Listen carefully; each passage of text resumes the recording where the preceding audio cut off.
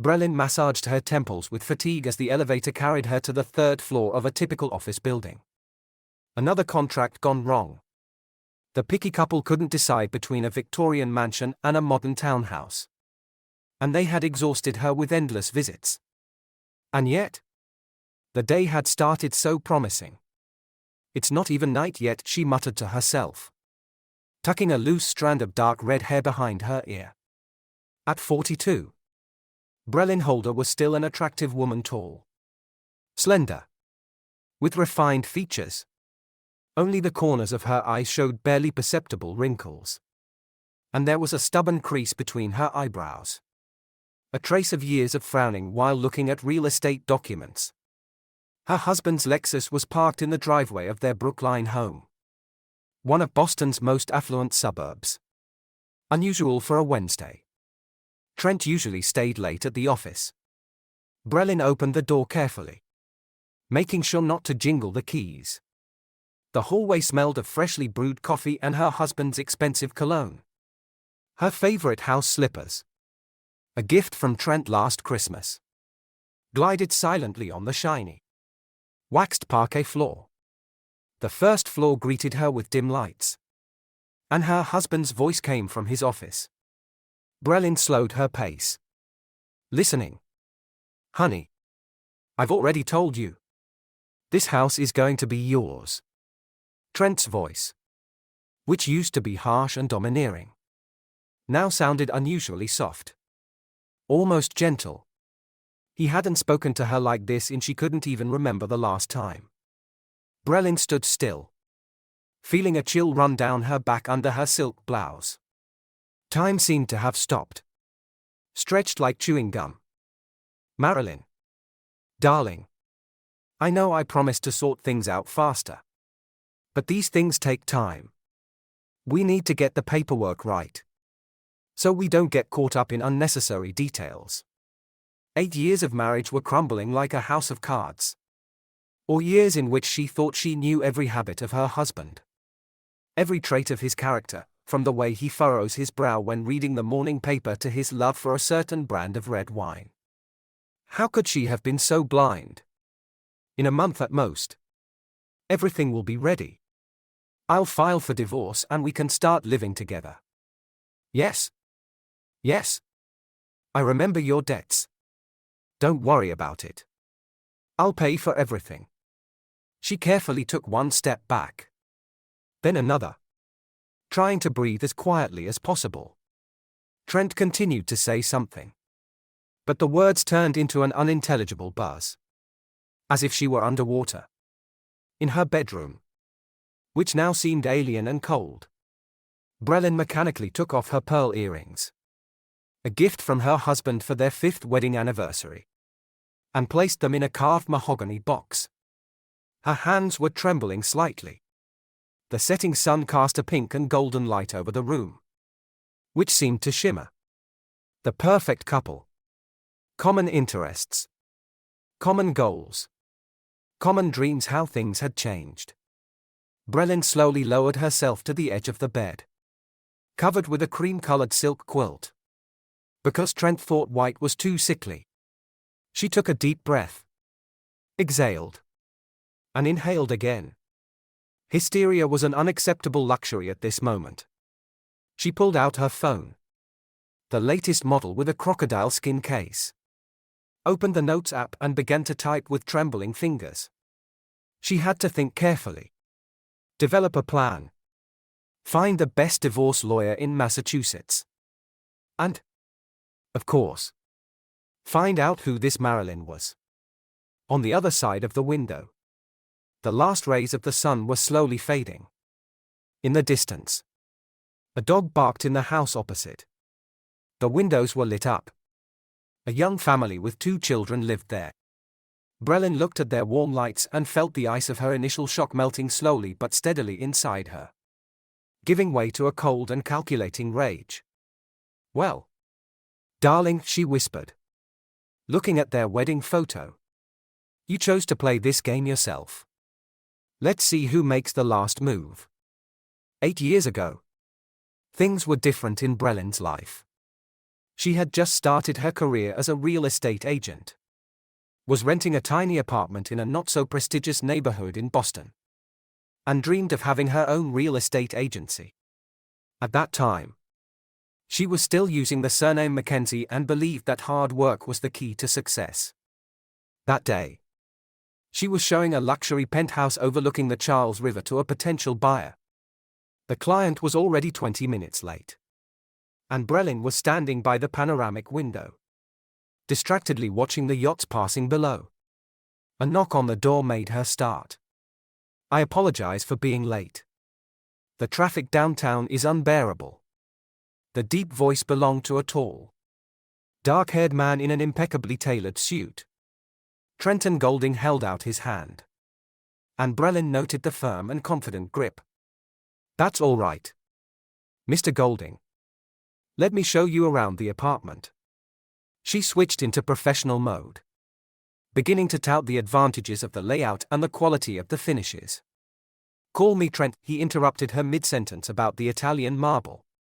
"And let's be honest. I didn't come so much for the apartment as to meet you." Brelin blinked, confused. "How do you mean?" "Well, I'm a construction contractor. My company builds apartment complexes. And I need an expert real estate agent to sell the apartments. You were recommended to me as a promising specialist." And so began their romance. First, a business partnership. Then dinners together to discuss contracts that imperceptibly turned into real dates.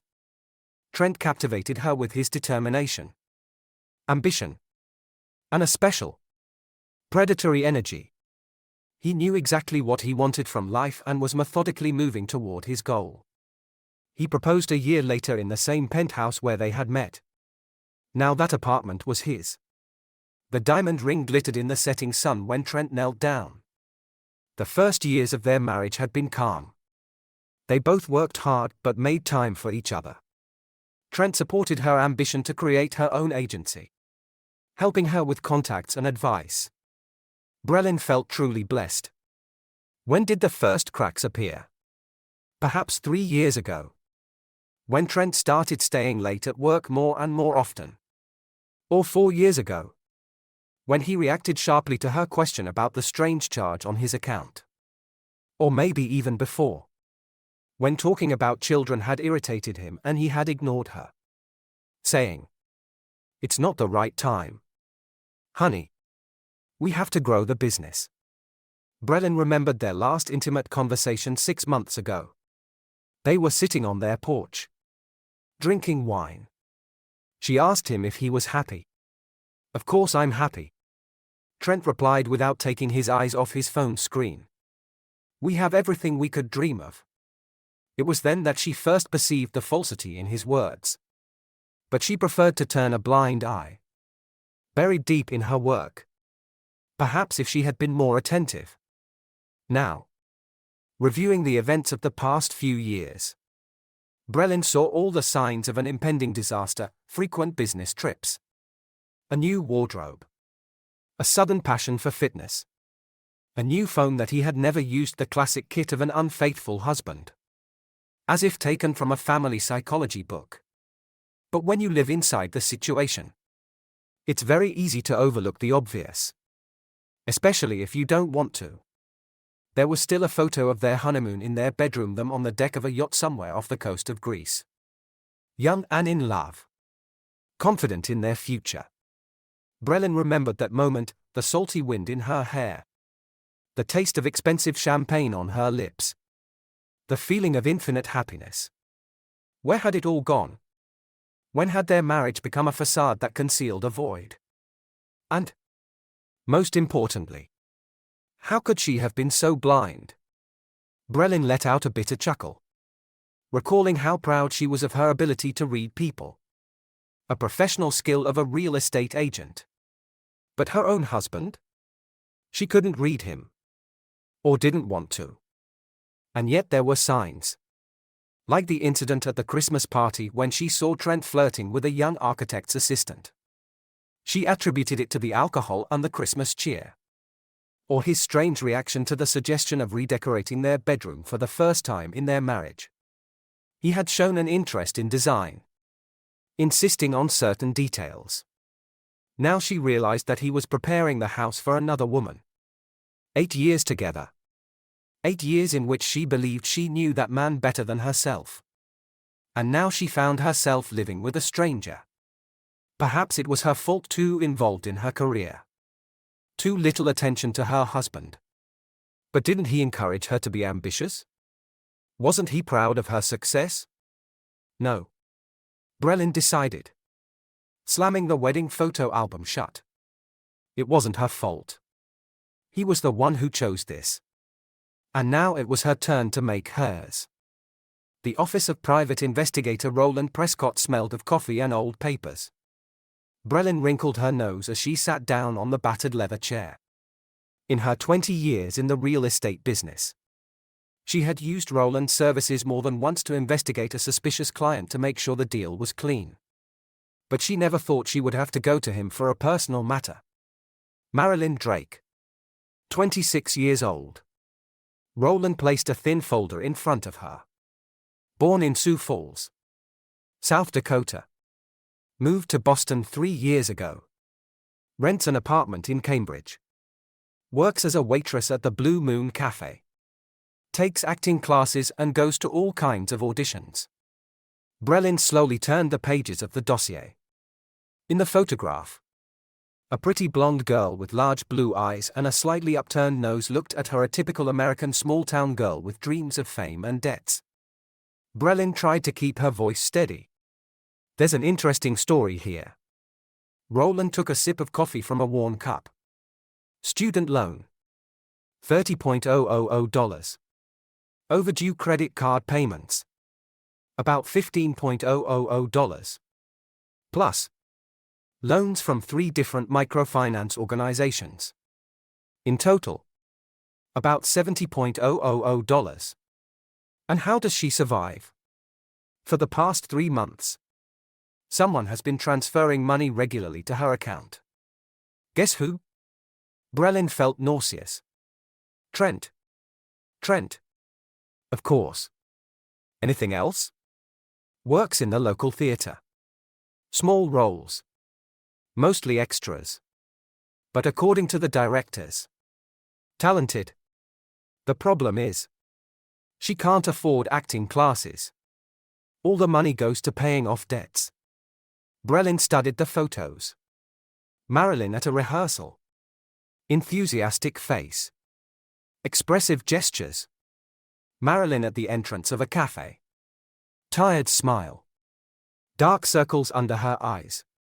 Marilyn in the park reading a script. Completely immersed in the text. Oblivious to the world around her. Personal life. Before your husband, 2 serious affairs. The first, with the director of the local theater, ended when his wife found out. The second was with a financier. But he quickly lost interest when he realized the magnitude of her debts. Brelin leaned back in her chair and covered her eyes. The picture was becoming clearer and clearer, a young, beautiful, and talented girl who desperately needed money. And a patron. The perfect prey for a successful middle-aged businessman. How did they meet? At the Blue Moon. Her husband often has lunch there. A restaurant not far from his office. She was his waitress. A classic story. Classic indeed. Brelin remembered how Trent had suddenly started enjoying having dinner at that particular cafe a few months ago. Even though he used to prefer more expensive restaurants. What else can you tell me about her? Hardworking. Determined. Colleagues say good things about her. She's always willing to cover a shift. Never late. The directors say she has potential. But she lacks professional training. She lives modestly. Almost everything goes to paying off her debts and rent. Brelin studied the photos. Trying to find something special in this girl. Something that would make her husband lose his mind. But all she saw was tiredness. Hope. and a desperate desire to break free from the circle of debt and unfulfilled dreams. You know what's the best part? Roland took a step forward. She's very talented. I've seen several plays where she performed. Even as an extra, she manages to attract attention. She has something that can't be faked. A natural magnetism. And she makes the most of it. Brelin smiled bitterly. Don't jump to conclusions. Roland shook his head. I've seen many mistresses of rich men. They are usually calculating and cynical. This one is different. She really believes in her talent and is willing to work. It's just circumstances. Brelin gathered the photos into a folder. Well, now she had the full picture, a young, indebted actress and her husband, determined to play the role of savior, banal to the point of nausea. Thank you, Roland. Send the bill to my work email. Already in the car, she pulled out her phone and opened the website of the theater where Marilyn was performing. A new production was premiering in a week. Perhaps she should go and see her rival in her natural habitat. After all, they say you have to know your enemy. Everything in Margaret Schwartz's office breathed success. From the antique mahogany furniture to the expensive diplomas framed on the walls. The best divorce lawyer in Boston was known not only for her impeccable reputation but also for her exorbitant fees. So, you don't have direct evidence of adultery yet? Margaret tapped her long, manicured nails on the desk. Only a phone conversation I overheard by chance and information from a private investigator. Brelin smoothed a non-existent wrinkle on her skirt. And regular transfers of money from his account. That's not enough. Margaret leaned back in her chair. We need photographs. Videos. Witness statements, something concrete that we can present in court. I don't want to rush to trial. Brelin shook her head. First, I have to protect my interests. Especially regarding the house. The lawyer nodded approvingly. Tell me more about the house. We bought it 5 years ago. Technically, it's in Trent's name. But part of the down payment is my money from the sale of my condo. Plus, I've invested a lot in renovations and improvements. Is there any documentation? All receipts are kept. And most of the work was done through my real estate agency. I used my professional contacts. Margaret jotted something down in her notebook. Okay. What else do you have? Joint accounts. Investments. His construction company, in which I also invested and brought in clients. And the mistress. Brelin took out a folder containing the detective's report. While Margaret studied the documents, she gazed at the panorama of Boston on the other side of the window. Somewhere in that city, her husband was now, perhaps, out with a young actress, making plans for their future together. I wonder. Margaret's voice brought her back to reality. The girl is in debt up to her neck. Your husband regularly sends her money. That could be exploited. How? We have to prove that he's using family funds to support a mistress. That would seriously strengthen your position in the division of assets. Brelin nodded. What do I do now? 1. Continue with your behavior. Without confrontations. Without hinting that you know anything. 2. Start gathering evidence.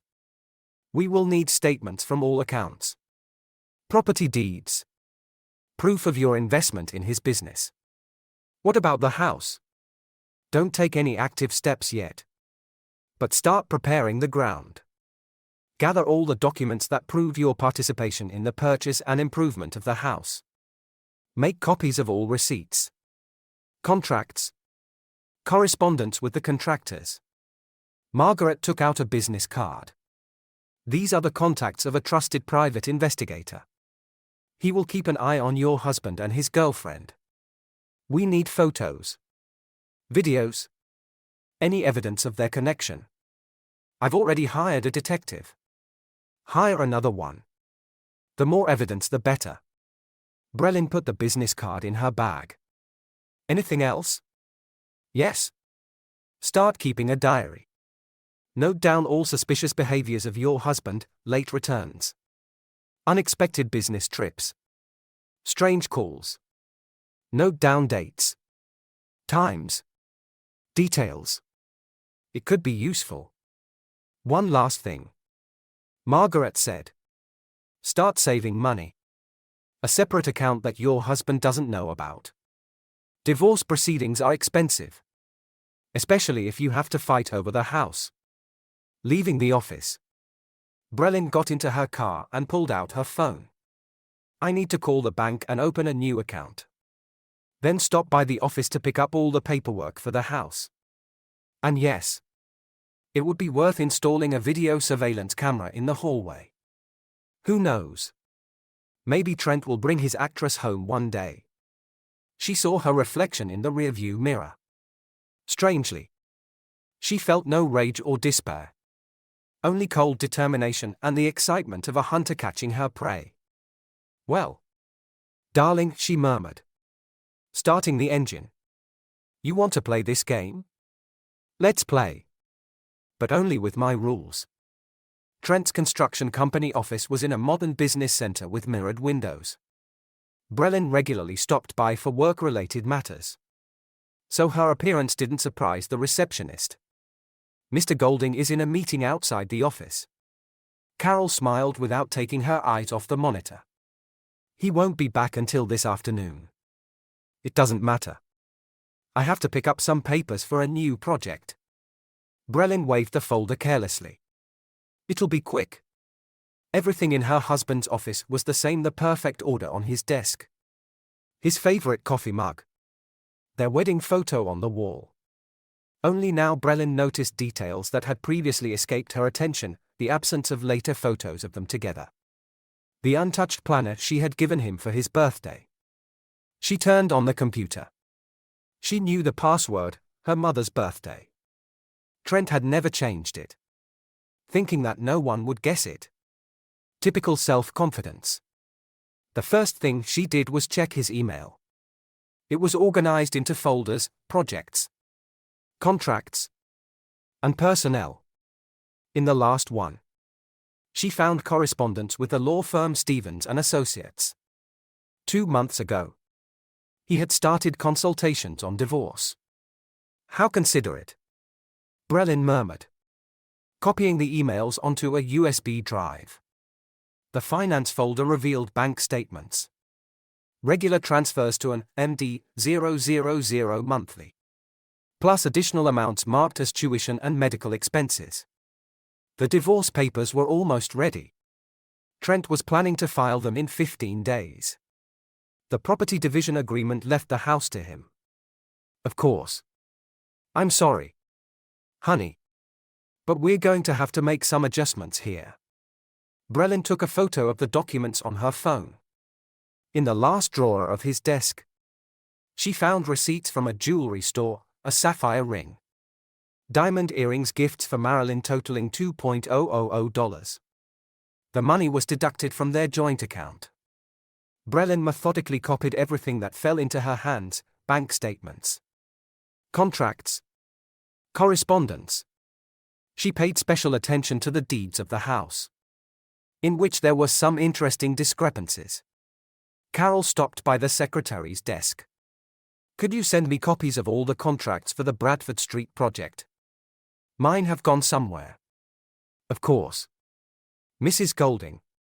Carol began searching for the files on the computer. What address should I send them to? To a work address, please.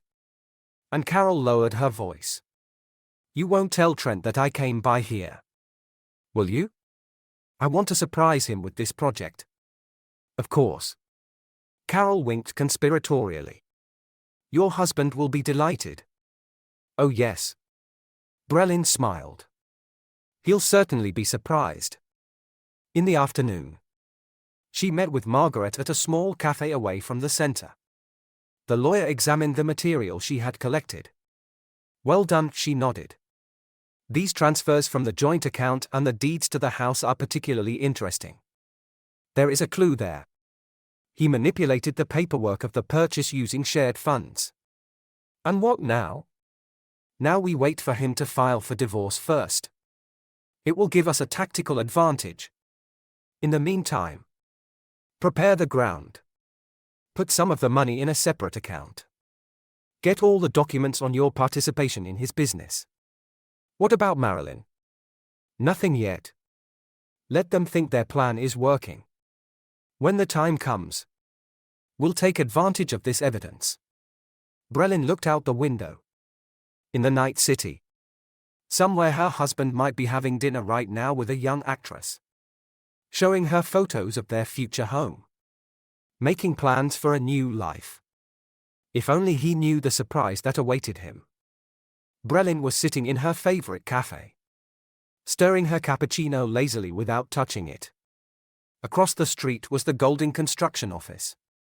And she could see the employees hurrying to work. She knew some of them personally. In her 8 years of marriage to Trent, she had come to know almost the entire team. Jim Parker, the chief engineer, had just parked his battered Ford. Brelin took out her phone and dialed a number. Jim. Hello. Good morning. Am I interrupting you? Listen. This is the thing. You know the project in Brookline, right? I received a call from the real estate agent saying that there are rumors of foundation problems. No. I'm not sure. It's just a rumor. But, you know, it might be worth investigating. She saw Jim freeze halfway to the office. Frowning at her words. The Parker family was planning to buy an apartment in this complex at a discount for employees. Of course. It's just a rumor, she murmured. But you know how quickly negative information spreads. Especially with the recent news about banks and mortgages. An hour later, she called Sarah Mitchell, the head of accounting at the company. Sarah. Darling. Sorry to bother you. I just wanted to let you know. They say the tax authorities are conducting surprise inspections at construction companies. They are especially scrutinizing subcontractor records. I'm not sure everything is okay. But maybe you should double-check. By lunchtime, there was a slight panic in the office. Jim was demanding more foundation evidence. Sarah was frantically reviewing documents again. And the sales managers were receiving anxious calls from potential buyers. Brelin moved to a restaurant located across the street from the bank where Trent's company held its accounts. During lunch with Michael Donovan, an old friend and loan manager, she mentioned the strange rumors surrounding Golding Construction as an aside. In our business, reputation is everything, she sighed. Especially now that the market is unstable. Just one careless word. Michael frowned. The bank had recently approved a major loan for Trent's new project. And this strange expenditure, he added thoughtfully. No, nothing criminal. Just unusual transfers from company accounts. Personal expenses. Perhaps. In the afternoon, she met with Emily Warren, a journalist from a local newspaper specializing in the real estate market. Emily, have you heard anything about problems at Golding Construction? No? That's strange, it's all the market is talking about, tax audits. Construction quality claims. Disgruntled investors. She saw the journalist's eyes light up. Emily loved sensationalism. But don't refer to me. Brelin asked. After all, I'm the owner's wife. Just look into it more closely. She arrived home late. Trent was sitting in his study, surrounded by papers. He seemed to have had a hard day. A hard day, she asked sympathetically, bringing him a cup of coffee. Some crazy things happening. He rubbed his temples. There's a rumor somewhere about problems with a project in Brookline. The bank is hinting at an additional audit. Even the tax authorities are interested. Terrible. Brelin shook her head. It's important to stay calm in moments like these. Things will get better. She kissed him on the cheek and left the study. In the bedroom, she pulled out her phone and sent a text message to her contact at the tax office. Remember that conversation about the strange financial transactions in the construction business? I think I have some interesting information. The next day, she met with Martha Simmons, the wife of a major investor. Martha. Darling. I have to warn you as a friend. You know, lately, I've noticed strange things at Trent's company. These unexplained transfers. Meetings with suspicious people. No. I'm not sure everything's okay. But maybe you should take a closer look at my investments. By the end of the week, Golding Construction stock had fallen 5%. 3 major clients postponed signing contracts. The bank scheduled an unscheduled audit. Trent was rushing around between meetings trying to quell the panic. Brelin watched with quiet satisfaction. No direct accusations. No overt action. Just rumors. Cautious hints. Warnings. How are you doing? She asked him that evening, massaging his tense shoulders. Frankly, terrible. He leaned back in his chair. It seems like someone is trying to drown us on purpose. But there's nothing concrete. Just rumors and speculation. Maybe we should take a vacation, she suggested. To rest. To relax. Now. With everything going to hell? We have to fix this mess. Brelin smiled and kissed the top of his head. Let him deal with it. Let him spend time, energy, and money saving the company's reputation. Meanwhile, she would continue her discreet, silent work. Without loud scandals or overt attacks. Just a fine web of rumors, doubts, and suspicions. She knew that in business, reputation is everything. And reputation can be destroyed without needing to lie. It was enough to sow doubt. Hint at possible problems.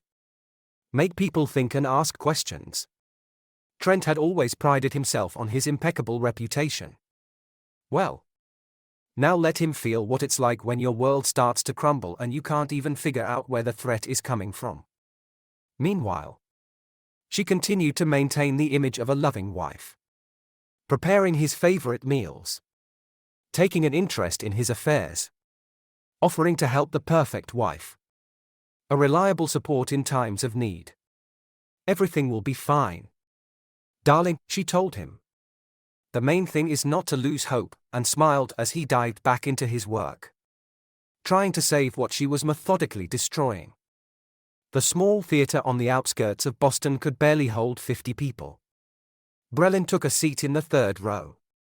Close enough to see the actors' faces, but not so close as to draw attention. The program trembled in her hands. Chekhov's The Seagull. The role of Nina was Marilyn Drake. When Marilyn appeared on stage, Brelin leaned forward involuntarily.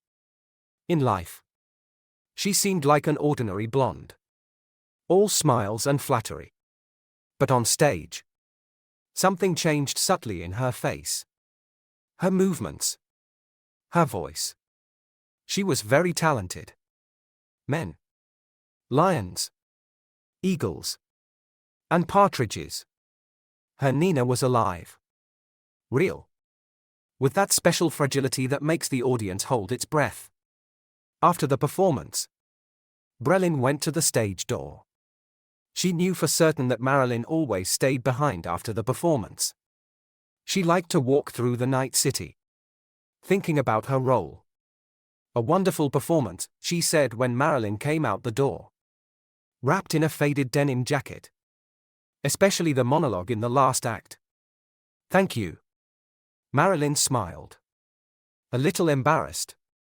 She was wearing simple jeans and sneakers.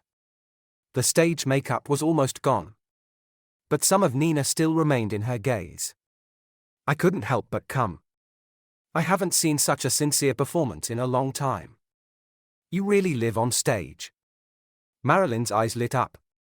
You know, a lot of people say Chekhov is outdated. But I see something so modern in Nina, that thirst for recognition. That fear of failure. Would you like to have a coffee? There's a great cafe nearby. I'd love to talk about your interpretation of the role. Marilyn hesitated for just a second. Yes. I'd love to.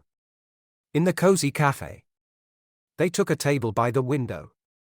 Brelin ordered a latte. Marilyn a simple Americano. Have you been in the theater for a long time? Brelin asked, watching her interlocutor nervously twist her cup. 3 years. Extras at first. Small roles. Nina is my first big role.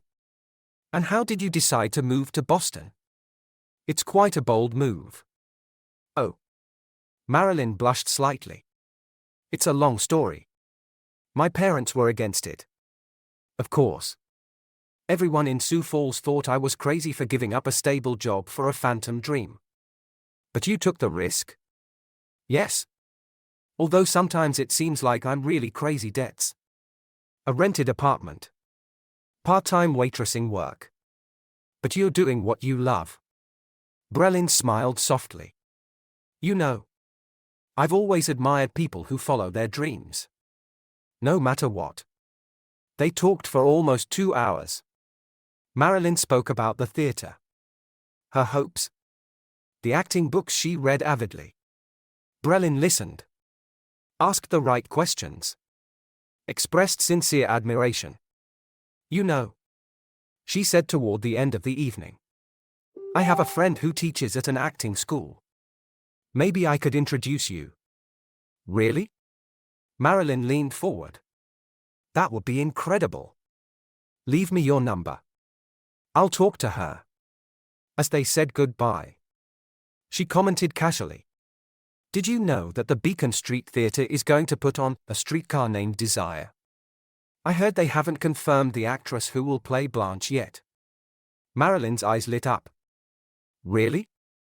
It's my dream to play Blanche. I know someone on their arts council. I can put in a good word for you. You'd really do that? Why not? You have undeniable talent. It would be a crime not to develop it. On the way home, Brelin smiled, recalling Marilyn's enthusiastic gaze. How easy it was to manipulate people when you knew their weaknesses. An ambitious girl from the province. Dreaming of the big stage, what could be easier? I'm sorry. Girl, she murmured, parking the car in front of the house. It's nothing personal. You simply chose the wrong man for your dreams. That night, she sent 2 messages, one to Marilyn, it was a pleasure meeting you. I'll call a friend tomorrow to talk about the classes, and the second to a theater critic she knew. Jack. Remember you said you were looking for interesting material? I think I have a story for you. Young actress. Big ambitions. Affair with a married patron. Over the next month, meetings with Marilyn had become almost a daily ritual, a small cafe. Martha's. Opposite the theater. A table by the window. Unhurried conversations about art, literature, and life. Brelin genuinely enjoyed these conversations. The girl turned out to be a cultured and sensitive conversationalist. In another situation, they could have become real friends. Today, Marilyn arrived 15 minutes late. Breathless, with her hair disheveled and traces of sleep deprivation under her eyes. She was wearing a simple blue dress that surprisingly suited her blonde hair and the same sapphire ring on her ring finger. Sorry. Rehearsal was delayed, she dropped into a chair. The director couldn't get the right sound for the scene with Trigger in. It's all right. Brelin pushed a cup of cappuccino toward her, already knowing Marilyn's favorite order. How's the work on the role going? It's difficult. Sometimes it seems like I'm starting to understand Nina. And then everything falls apart. Everything falls apart. Like in life. Huh? Brelin commented softly, carefully observing her interlocutor's reaction. Marilyn clutched her cup nervously. Their conversations had become more frank in the last few weeks. They were not only talking about the theater but also about their personal lives. Brelin knew how to listen, ask the right questions, and give discreet advice. Trent cancelled again. Marilyn admitted finally. He said he's having problems with the company. Important negotiations. I understand. Really? But you feel abandoned? Brelin finished for her. It's normal. Especially when a man doesn't keep his promises. He's not like that, it's just a difficult time right now. Of course. Darling. You know. It's always a difficult period in business. Especially when you have to explain why you don't keep your promises. Marilyn twisted the ring on her finger. He says he's going to file for divorce as soon as he sorts out the problems in his company. Brelin took a sip of coffee. How long has he been saying that? 3 months. Almost 4? What prevented you from filing for divorce before? Before all this mess? Marilyn fell silent, looking out the window. Raindrops ran down the glass, blurring the outlines of the passers-by.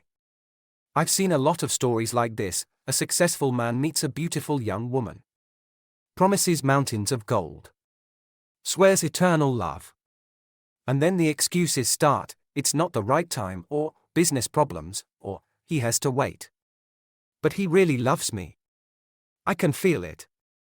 Of course he feels it. In his own way. The question is that love enough for you?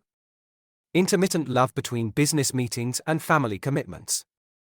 Tears appeared in Marilyn's eyes. Brelin gently covered her hand with her own. I'm sorry if I'm being too direct. It's just that I'm worried about you. You have such talent and a great future. I don't want you to exchange it for a phantom promise. What do you mean? You know his company has serious problems. Right? There's talk of inspections. Audits. Some even mention a possible bankruptcy. He can handle it. He's strong. No doubt. But strong men in crisis situations often think of themselves first.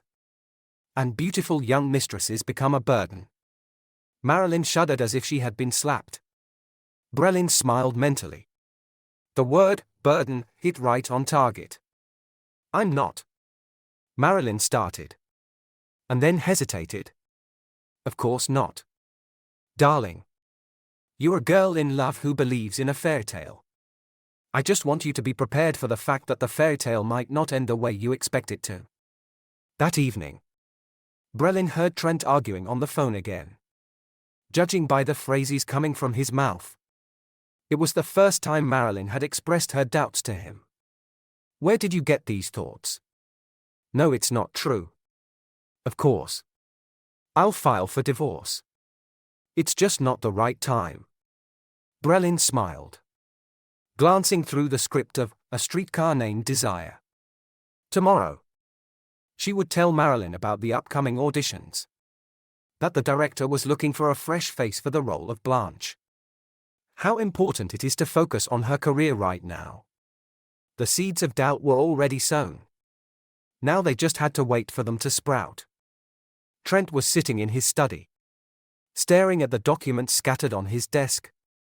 The last month had been a crazy kaleidoscope of problems: sudden inspections, investor rejections, endless rumors of financial fraud.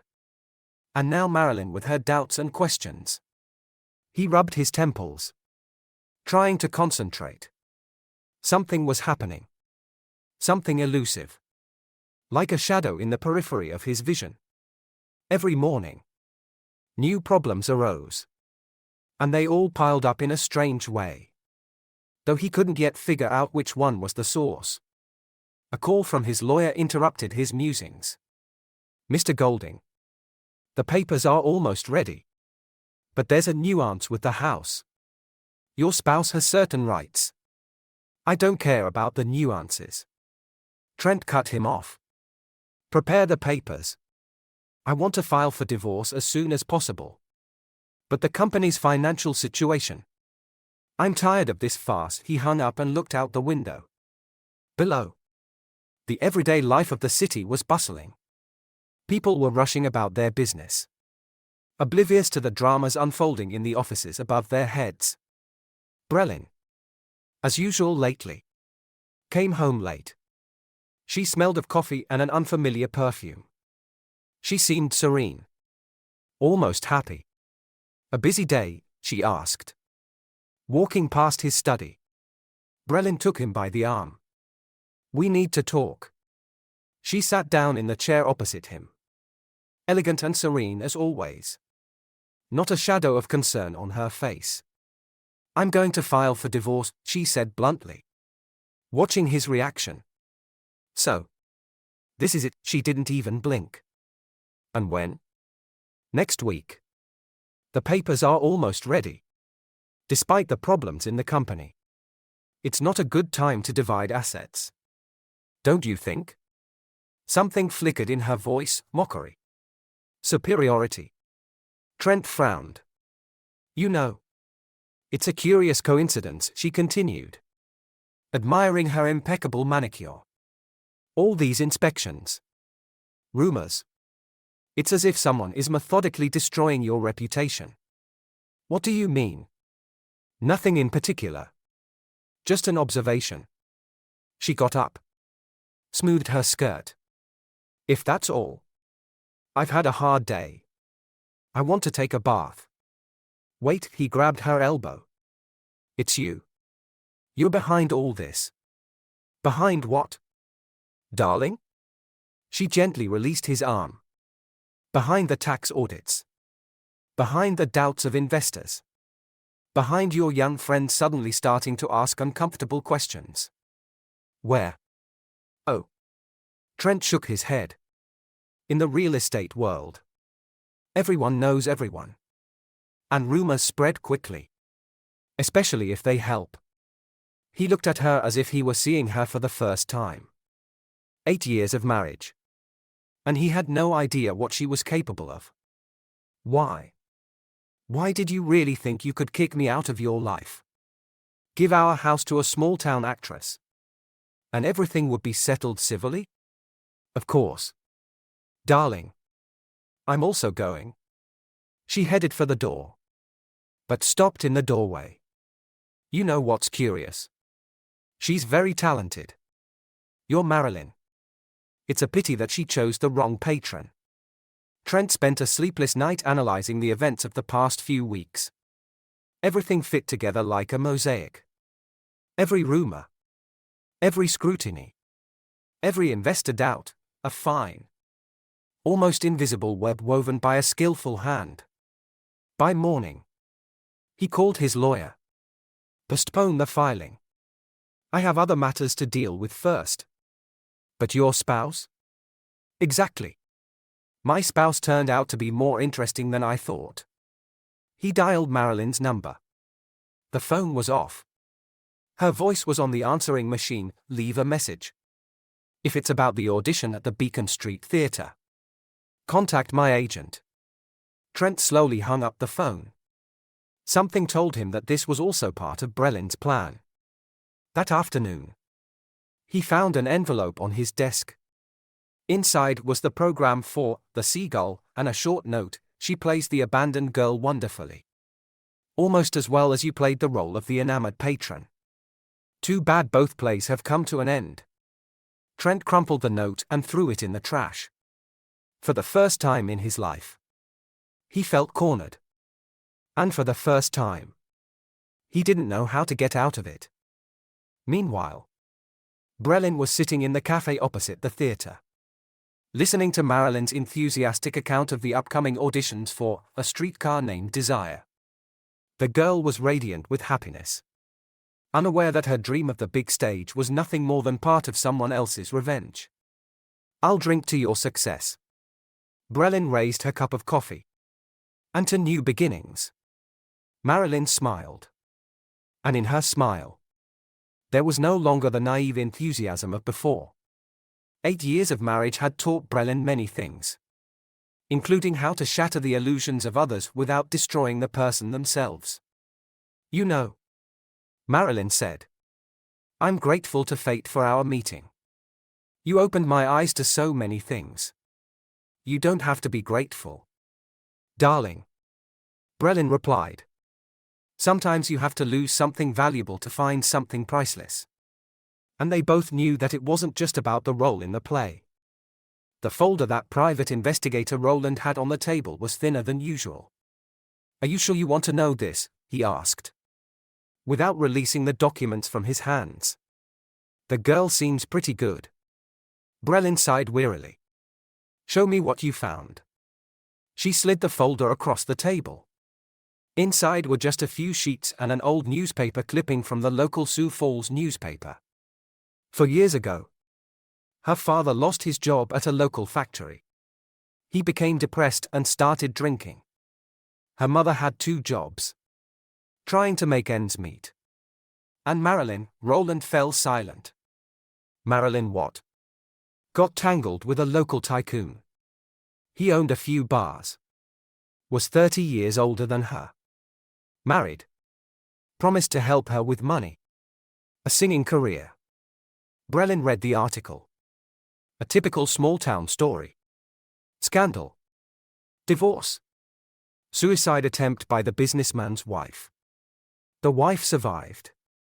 Roland continued. But the town didn't forgive Marilyn. Especially when it turned out she was pregnant. What? Brelin looked up from the paperwork. She had an abortion. Took the money from that man. And went to Boston. Started a new life. Brelin slowly scanned the pages, medical certificates. Police reports. Witness statements. The story that Marilyn had been running away from all these years. There's one more thing. Roland took out an envelope. Rather candid photos. That businessman liked to take pictures of his diversions. Keep it. Brelin shook her head. It's too personal. I didn't expect you to be so sensitive. It's not about being sensitive. Roland. I'm not going to blackmail her, I just need to know who I'm dealing with. She gathered the documents into her bag. Marilyn's story suddenly appeared in a new light. She wasn't just an ambitious actress looking for a wealthy patron, but a girl desperate to escape her past. You know, Roland said when she was already at the door. Maybe we should leave her alone. She's already suffered enough. That's precisely why I won't use this information. Brelin replied. At least not until she does something really stupid.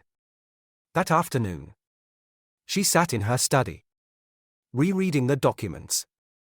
An interesting picture was forming. It was as if Marilyn was repeating the same scenario, a rich older man. Promises of a better life. Dreams of the stage. Poor girl. Brelin murmured, locking the folder in the safe. You never learn to choose the right men. Now she understood why Marilyn had so easily believed in Trent's sincerity. Why she had clung so desperately to his promises. And why she had started doubting him so soon when the first problems appeared. Brelin pulled out her phone and texted, Darling. Don't forget about tomorrow's rehearsal. I've arranged a meeting with the director, he's very interested in your candidacy. Let the girl focus on her career. After all, it's better than repeating old mistakes. And the dirt, well, it can wait in the safe. Sometimes, knowing you have aces up your sleeve is more important than using them. Trent didn't know the whole story of his mistress. And he wouldn't know as long as he was doing the right thing. There was a knock on Trent's office door late at night. Just as he was about to leave. Jim Parker, the head of security, placed a pile of photos on his desk. I think you should see these, he said quietly. The photos showed Marilyn sitting in a cafe opposite the theater with a woman. Trent blinked, not believing what he was seeing. Brelin. His wife. When was this taken? We've been seeing each other regularly for over a month. Practically every day. Trent slowly scanned the photos. Here they are laughing at something. Here is his wife calmly stroking Marilyn's hand. Here they are leaving the theater. Do you know who Marilyn is? Apparently not. Your wife introduced herself to her under another name. We've checked. Her maiden name. How did you find out about this in the first place? By accident. I was watching some competitors near the theater. And this? Trent pulled out his phone and dialed Marilyn's number. Hi. We need to meet now. I have a rehearsal. It's very important. They met at a small bar outside the city. Marilyn seemed tired after the rehearsal but happy. Can you believe it? They've confirmed me for the lead role. All thanks to Helen. Helen? Trent interrupted. Yes. My new friend. I've told you about her. She's an incredible woman, she does so much for me. Trent quietly placed the photos on the table. Marilyn stared at the photos. Uncomprehending. What is this? Helen. Only her real name is Brelyn Golding. My wife. Marilyn turned pale. Her hands, holding the photo, trembled. No, it's not true. Helen can't be. She introduced herself to you as Helen Mackenzie. Right? It's her maiden name. Marilyn covered her face with her hands. God! All that talk about you. About me. Her advice. Her participation. Tell me everything. When did you meet? What did you talk about? After the show. She came up to me. Said she admired my performance. Then we started seeing each other. Having coffee. She knows a lot about theater. About literature. Helped me with the auditions. Introduced me to the right people. And she talked about you. Not directly. But kept hinting that some men can't be trusted. That they use young actresses. Promised to help. And then. God. What an idiot I am. Trent covered her trembling hand with his. You're not an idiot. She's a very smart and calculating woman. I myself didn't realize in 8 years what she was capable of. What am I going to do now? The role in the play is part of her plan too. Most likely. But you have so much talent. I saw you on stage. Don't let her ruin your dream. I won't be able to see her again. Knowing. You'll have to. For now. Keep going as if nothing has happened. She can't guess that you know. Marilyn wiped away the tears. I can't. I can't pretend. You're an actress. And a very good one. Think of it as a rehearsal for your most important role. He accompanied her to the taxi. Already in the car. She turned around. And what are you going to do? The same as you. Play my role till the end. Trent stared at the taxi for a long time. Now he had an ace up his sleeve. Brelyn thought she was playing her perfect game. But she hadn't taken one thing into account: sooner or later, even the most skillful lie would be exposed. Brelyn was standing by the office window, watching the October day slowly fade behind the glass. In her hands, she held a folder of documents. The result of weeks of investigation. She wasn't sure yet if she should show them to Trent. In 8 years of marriage, they had rarely talked about anything so personal. A quiet creak of the door made her turn around. Trent looked like the past few weeks had not been easy for him. We need to talk, she said. Surprised at her own calmness. About what? About us. About what's happening.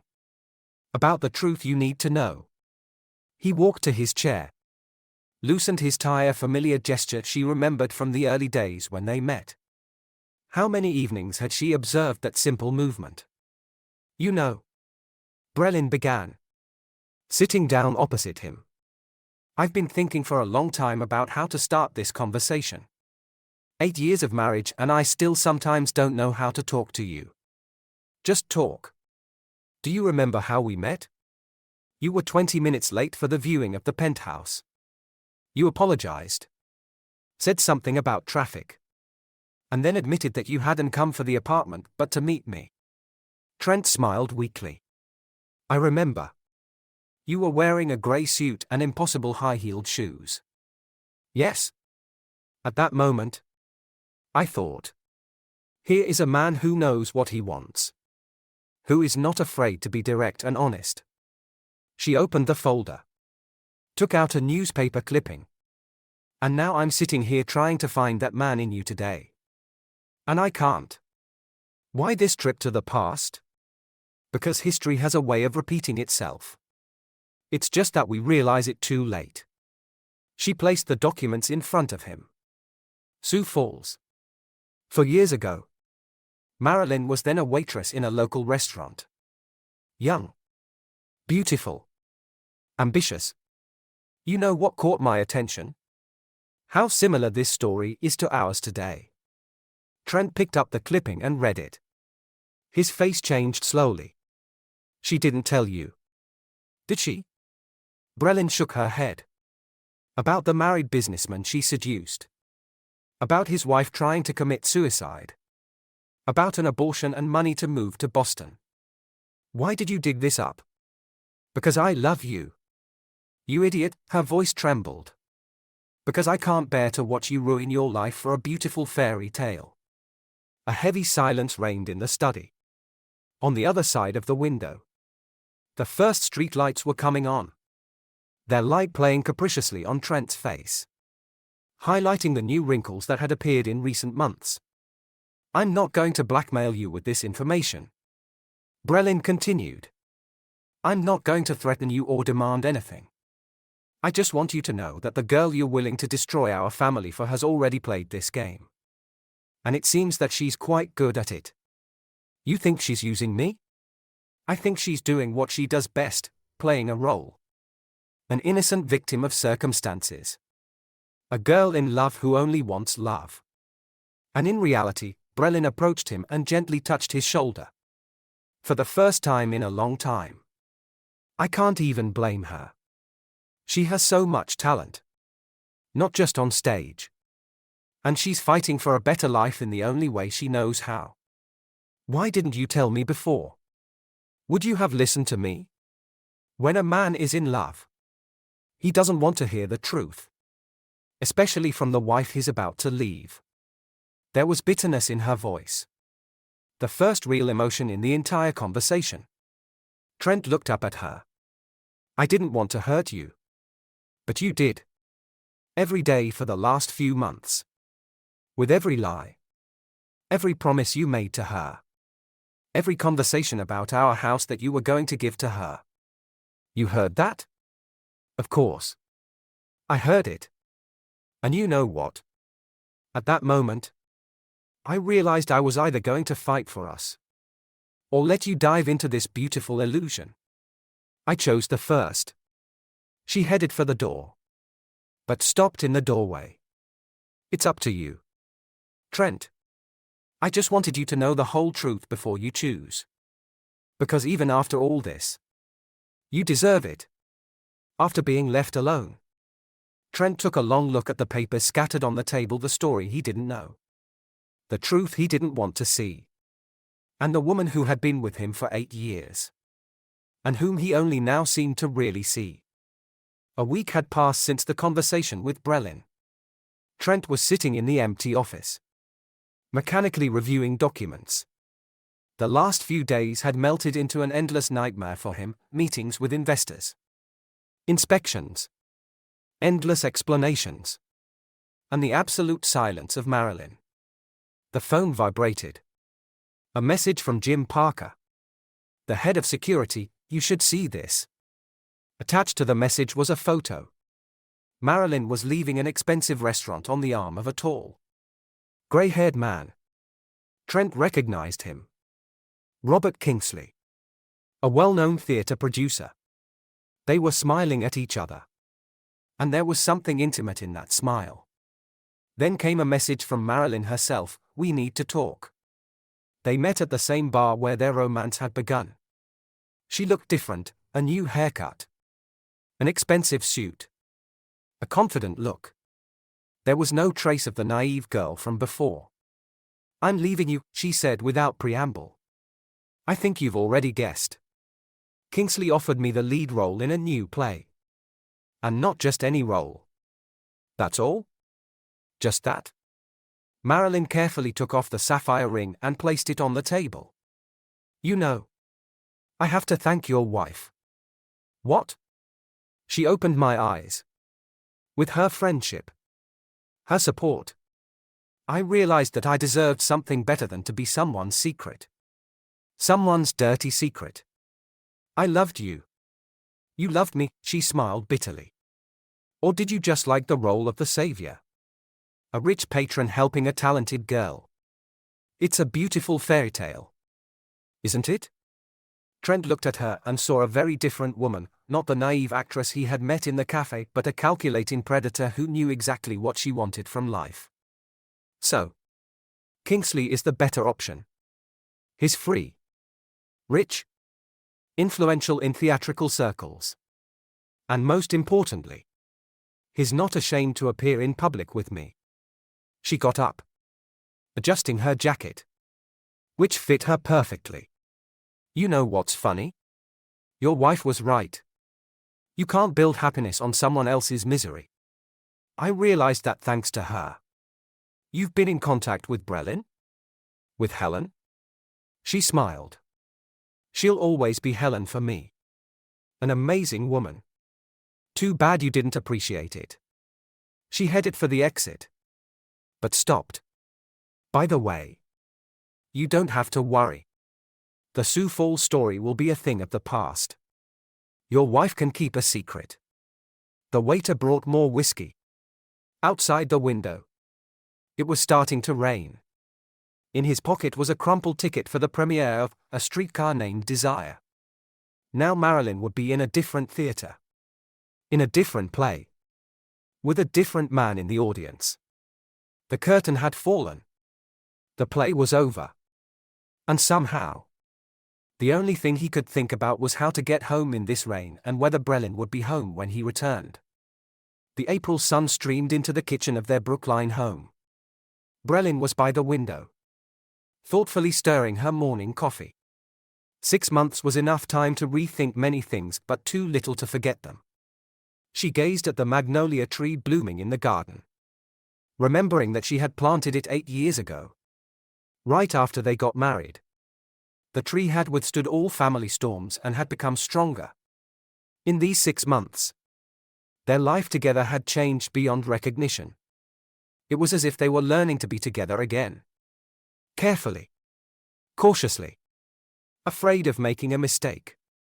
Each evening was a small test of whether they could talk frankly, whether they could put aside old grudges, whether they could find the strength to be sincere. Trent came down for breakfast, and he moved with a new openness, as if he had taken off a mask and become more real. "Your coffee is getting cold," he commented in passing, thoughtfully. Brelin smiled. She was looking at the magnolia. It bloomed early this year. Like our relationship. She raised her eyebrows, surprised. He had already avoided those kinds of metaphors. They sat down at the table, and the familiar morning silence ceased to be heavy. There was something cozy about it, almost forgotten in the months of crisis. "You know," Trent began, putting the newspaper aside, "I've been thinking a lot about what happened. About how easily I was willing to tear down everything we had built. And what conclusions have you reached? That we sometimes pursue illusions without seeing reality. I saw in Marilyn what I lacked: youth, passion, novelty. But it was just a role. A beautiful production." Brelin remained silent, giving him the opportunity to finish. "And you have always been real. Even when you're scheming. Even when you're causing problems for the company. You were still you. A woman fighting for her happiness. I'm not perfect either, she said softly. This story has taught me many things. Like what? Like the fact that you can't take love for granted. I was sure of you. Of us. I believed it was enough to be a good, understanding, caring, welcoming wife. But it turns out that sometimes you have to fight. Trent crossed the table and took her hand. I'm sorry. For what exactly? For lying. For the betrayal. For almost ruining everything we had? Brelin intertwined her fingers with his. And you forgive me for manipulating you? For using my contacts against you? I could have talked directly. But I chose a different path. We both made mistakes. Yes. But you know what? Maybe we needed to go through this to discover what is really important. Outside the window, the spring city was buzzing. Somewhere in downtown Boston, Marilyn was preparing for the premiere of A Streetcar Named Desire, now as Mrs. Kingsley. Her story also had its own ending. I saw photos of her wedding in a magazine. Brelin said. She looked happy. Really? Trent fell silent for a moment. You know what's weird? I'm happy for her. No resentment. No jealousy. Just glad that she ended up the way she did. She found what she was looking for. We too, she said. What do you mean? We were looking for a way to save our marriage. And I think we found it. Through pain. Through truth. Through realizing our own mistakes. Trent got up and walked to the window. Remember when we bought this house? You said then that it would become our own world. I remember. And you know what? It did. We just forgot about it for a while. I was about to give it to another woman. But you didn't let me because deep down I knew it was our home. Our life. He turned to her. How can you be so understanding after all this? Because I love you. Not the perfect version. Not the image of a successful businessman. But your true self. With all your weaknesses and mistakes. And now I'm really beginning to understand what love is. It's not passion. It's not infatuation. It's this. The ability to forgive. The desire to start again. Brelin approached him, embracing him from behind. You know what I want. What? To go somewhere. Just the two of us. To talk about everything that has happened. To think about where we're going now. Like a honeymoon. Like a new beginning. He turned to her. I have a better idea. Let's renew our vows. A small ceremony. Just for us. You really want that? Yes. Because now I know what I promise. And to whom I'm promising it. Outside the window. The magnolia was shedding pale pink petals. Somewhere in the city. Life went on. And they, standing in their home that they had almost lost, realized that sometimes you have to go through pain and betrayal to find your way back home. Just for this time. Brelin smiled. Let's not have any drama or intrigue. Okay? We've had enough theater. And they both laughed. Realizing that this was indeed the beginning of a new life. A life in which there was no more pretense or innuendo. A life in which every day is a choice to be together. No matter what. And the magnolia in the garden continued to bloom. Reminding them that after every winter comes spring. You just have to be patient and believe that the best is yet to come.